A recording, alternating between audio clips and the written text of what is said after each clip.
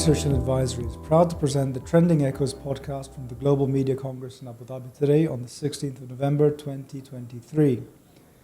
My name is Stephen Scarlett from the Trends Global team, and today's topic is the role of youth in driving sustainable change. Joining us today on Trending Echoes is Sheikha Al Tanaiji, who handles the Outreach and Stakeholder Management portfolio within the renewable energy sector. Sheikha received her degree in Integrated Strategic Communications from Zayed University, since which time you've been consistently a champion for youth empowerment, not only through the formal program, but also of your own initiative. Sheikha, I'm so happy to welcome you here today for what I'm sure will be an enlightening and relevant discussion. Thank you, Stephen, for hosting me. I would like to express my gratitude for Trends Research for hosting me at the Global Media Congress. It's a pleasure to be here.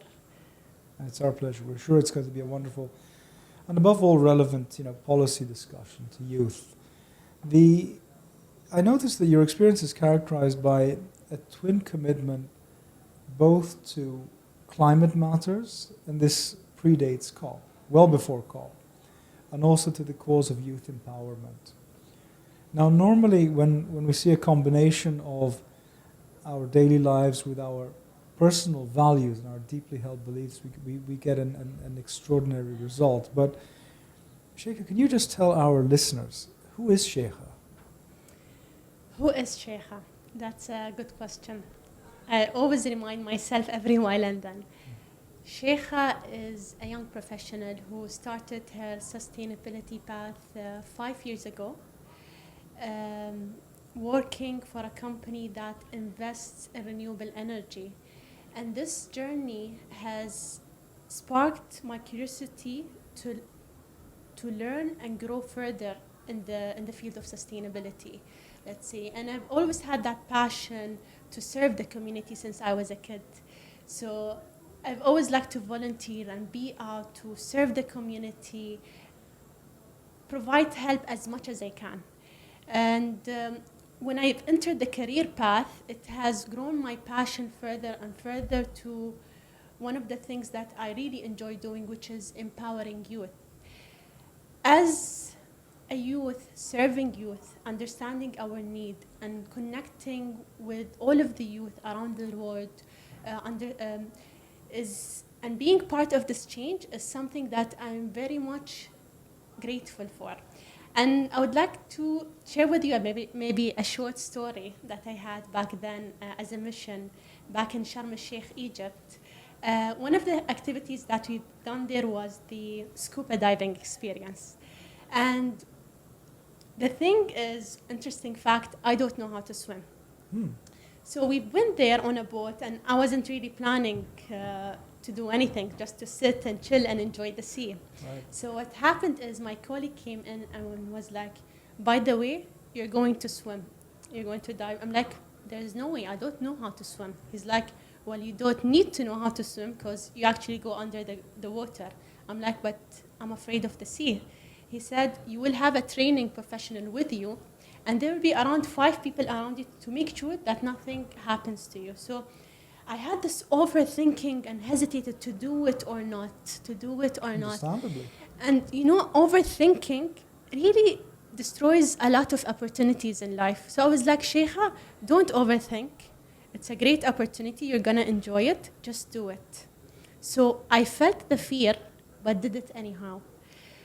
And this is the moment where not only through the scuba diving experience, but throughout my life career journey, stepping out of my comfort zone was something that I've always struggled with, but I've always had passionate about that really shaped into the person I am today, which is Sheikha.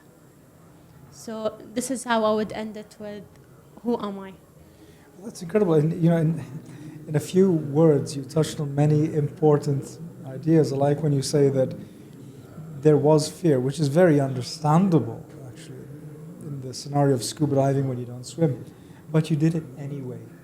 Yes. And it's a quote that I have and I keep repeating it to everyone. Feel the fear, but do it anyway. Do it anyway. Yeah. Have you always been like that? To be honest, it took me time. But what I've done was that I stopped overthinking. As I said, overthinking destroys a lot of opportunities in life. So you never know what you are capable of until you take that step. So I would advise you not to Not fear, to overthink. not to overthink. Just do it. We're Feel the fear. researchers, yeah. It is normal to feel the fear, but do it. Fantastic. Yeah. That's very profound. Sheikha, again using your own words, in the year of COP28, we have many definitions of sustainability. Did you see how I killed Masdar? Yeah, I love the way you did it. Got rid of Masdar. No, I love Masdar. It's no, truly, it is one of the reasons why I'm here standing in front of you. Honestly speaking, I'm a person who's always feared to go out of my comfort zone. And one of the things that I was taught at Masdar is how to always stay out of your comfort zone, which has really growth my knowledge and skills in that field. And now today, I can freely come and speak anywhere. Yeah, that's very Before, interesting. I was very terrified, and having the idea of me speaking is like me having a nightmare for a week thinking about it. Really? But now I'm like, I just like had the chance to look at the notes and the questions like this morning.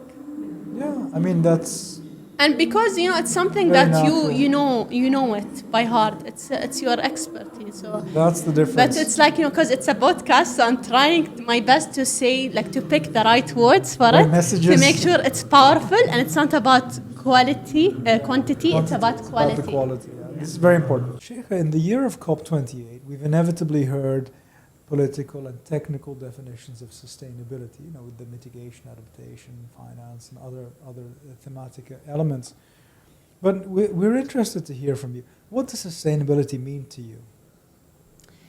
Steve, if you've asked me 5 years ago, I would have answered a very basic answer with not having a knowledge back then. And by the way, as you've mentioned earlier, I've majored in integrated strategic communication, which has nothing to do with sustainability. But what was interesting was that all of the opportunities that came across me and the job opportunities was related to sustainability, which made me very curious and thinking like, maybe this is the path that I need to take. Right. And that's what I did. So I'm like, let's do it. And then if you asked me back then, I would have answered you, it's an environment or something that is green. Today, sustainability has a different definition. It's much bigger than that.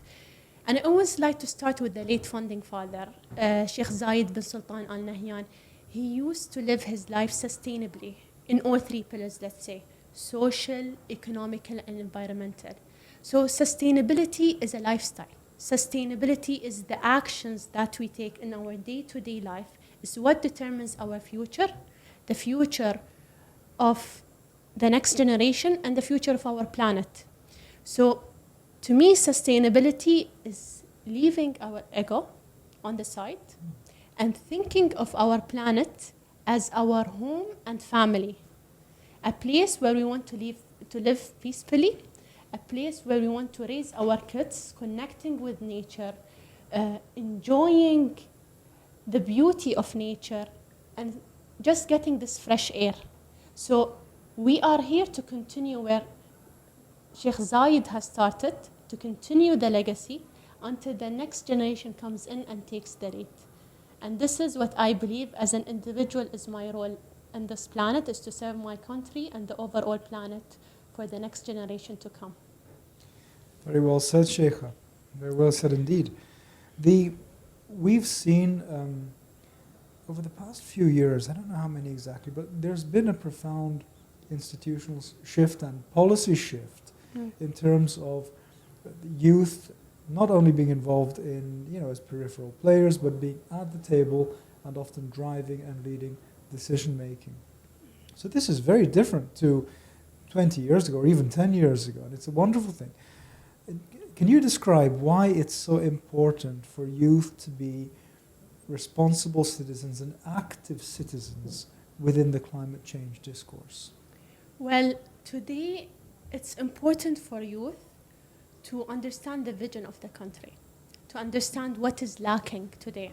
And when I say that is that you could still pursue your passion and dream, but deep diving and researching into which area you need to focus more on to serve the purpose of the overall objective of the country, and let's say sustainability goals. Education, let's say for example, I am interested in engineering. So I would like to deep dive more into the area of engineering and which area I need to focus more on that is lacking in the country that needs to be served. So this is why you're serving your passion, but at the same time you are also serving the community. Education is key. And when I say education, it is not only the things that we study at school. It is way beyond that. It's us being eager as youth and curious to ask why. Because our planet today is at risk. All of the worlds are coming together to achieve the SDG by 2030. And if you're looking at it, we are not even halfway of achieving that goal.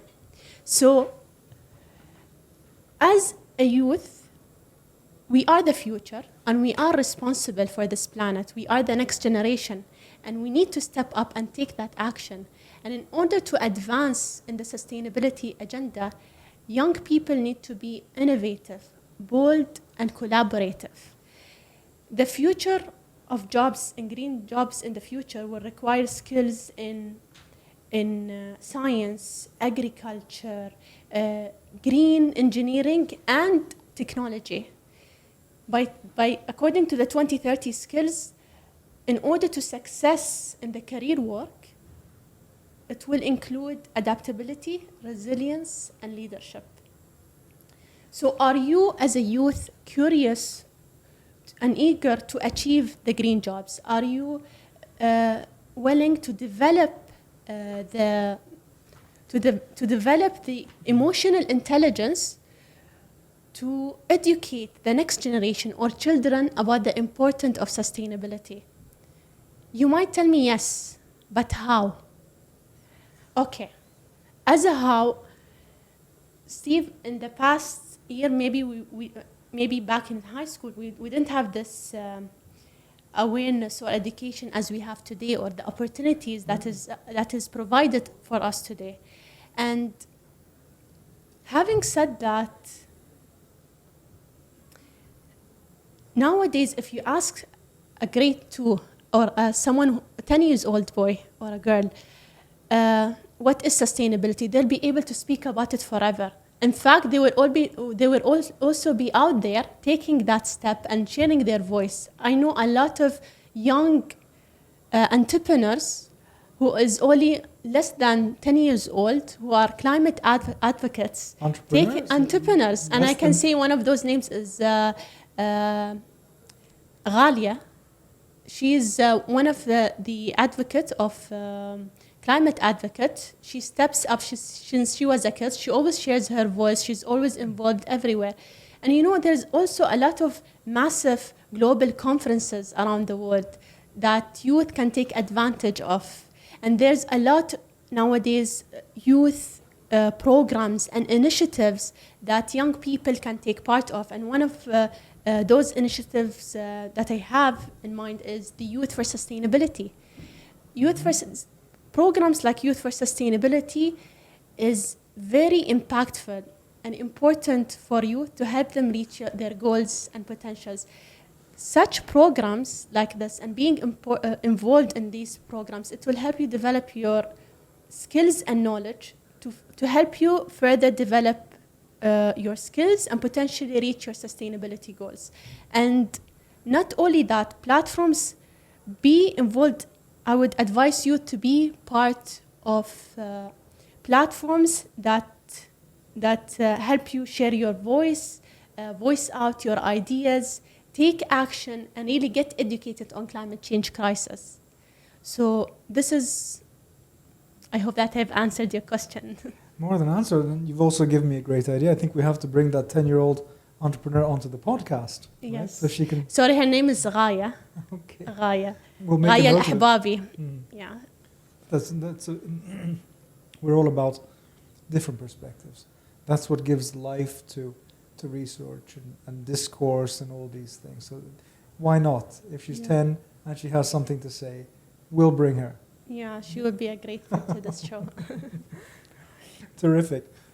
Now, the UAE by now is considered one of the global leaders in terms of policy and technology in the entire decarbonization, of course, climate diplomacy universe.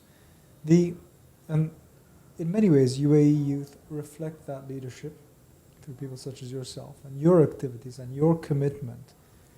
What are the necessary activities and actions now, and in particular after the COP28 conference, to make sure that we don't lose the great momentum that we have? How do you see youth beginning to organize after COP28? Okay, so as the world grapples with the impact of climate change, we're also looking into collective momentum towards tackling it. And I would say one of those things are evident in the UAE itself.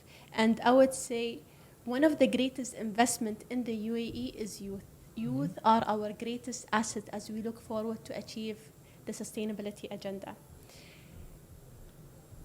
This year was declared as the year of sustainability.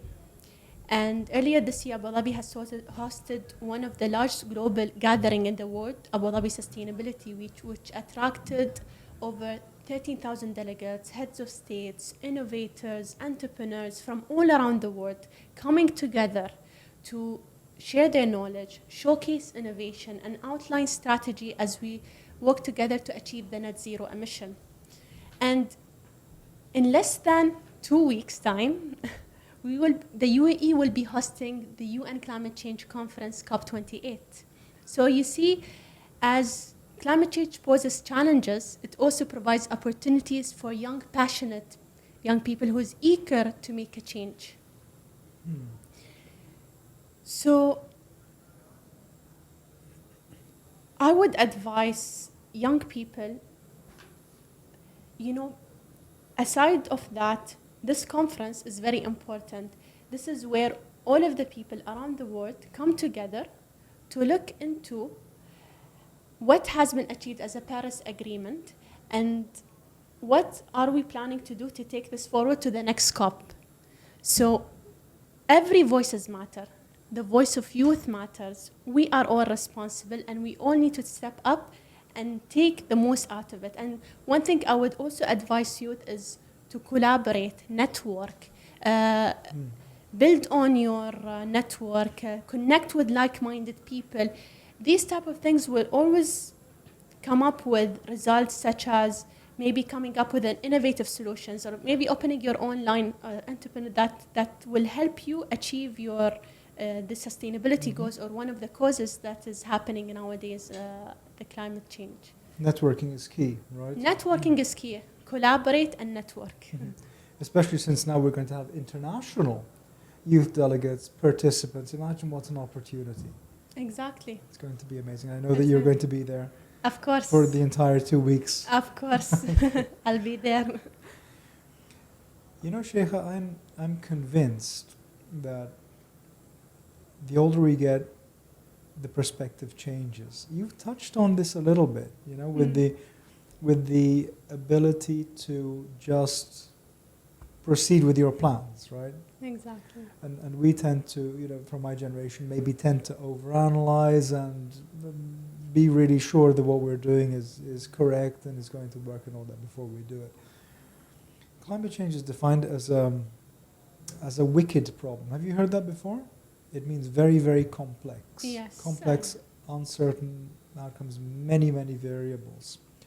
And when we contemplate that, exactly in your words, we might feel overwhelmed by the magnitude of the change that's required, and there's no doubt that a big change is required. Exactly. So how would you describe the role of youth in initiating this change, not only for youth but globally? I would say a change is always a challenge. It's not easy. It will require time, but looking at it in a long milestone, looking at the vision, will help you manage that day by day planning. So baby steps. You don't need to jump big or to start with something big. It could be something very basic, like for instance, going out there. You know, there's a lot of organizations now out there who are doing a lot of activities related to sustainability. One of them may be cleaning the beach, Right. to save the marine life. Uh, Going out there to the mangroves, looking at the beauty of nature at the mangroves, planting something, having a recyclable plastic, a bag in front of your home just to recycle. Those basic habits will grow. And maybe you can also grow that within the children themselves. So they grow with having this passion of sustainability and, let's say, feeling the responsibility towards it. So for instance, if your child's school is just next to your door, why don't you, instead of taking the car, they can actually use the bike and go there, or maybe go walking. So these tiny steps will make a big difference and would save a whole planet. There are changes to behavior, actually. Exactly. What you're talking about. So it's a behavior a habit. Having the sustainability mindset will save a lot of lives. We say the behavior or culture is very difficult to change, more difficult than a country's laws. Exactly. The laws are quite easy to change, right? Laws, Yeah, can be We can changed, say. new regulations. it new depends. laws. Not all of them. But changing culture and behavior is so difficult. And that's why people like yourself, Sheikha, are so necessary and important, because you drive change. Sheikha, we've covered a lot of ground already, and much of that ground has had to do with ideals and idealism for the future, which is, people sometimes say, often close to a dream. So inevitably I have to ask, for the future, what's your dream? Oh, that's a very interesting question that I always ask myself. To answer this question, I would say a change maker. Serving my community to achieve, or even if it was something very small, taking part of this change is something that I am very much honored to do. And my passion to empower the next generation will continue to ensure that the life that we are living today is how the next generation will be living. So I want to be a change maker. Sheikha, you've drawn many different elements together in today's conversation. And in a sense, we've come full circle. You started with change and the notion of service of the community, and we've ended with change and the notion of service and the community and the future generation. So it's a beautiful statement. And what I said at the beginning about the alignment between your personal values and your work is absolutely true in your case. I mean, we can see that clearly. And maybe what I will also say once again, feel the fear, but do it anyhow. Overcome the fear. Overcome the fear. Stop thinking. Just do it. Sheikha, thank you very much for being here with us today. You've given messages that are useful and practical and aspirational for the future. And if that doesn't make a sustainable change, then nothing will. Thank you again. Thank you so much.